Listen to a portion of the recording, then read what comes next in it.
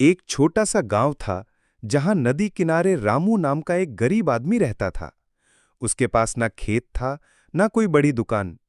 वो रोज सुबह अपनी छोटी सी नाव और जाल लेकर नदी में जाता और मछलियां पकड़कर उन्हें बाजार में बेचता। उसी से उसका घर चलता और पेट भरने लायक पैसे मिलते।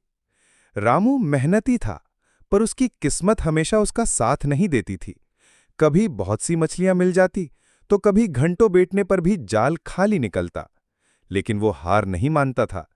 उसका मानना था, मेहनत करने वाला कभी भूखा नहीं सोता।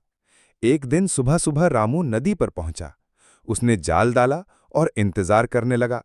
बहुत देर तक कुछ नहीं मिला। तभी अचानक जाल भारी हो गया।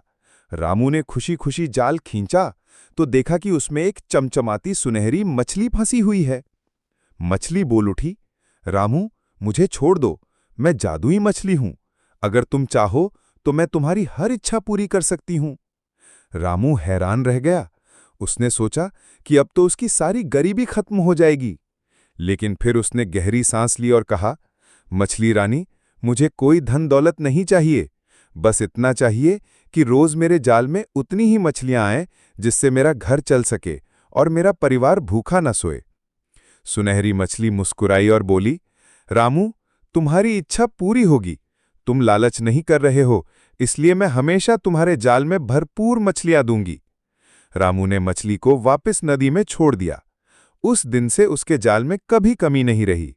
वो रोज मछलियां पकड़कर बेचता, थोड़े पैसे कमाता और संतोष से जीवन जीता। गांव के लोग हैरान थे कि रामू अब कभी परेशान क्यों नहीं होता। रामू सबको यही कहता, सच्ची दौलत मेहनत और संतोष है।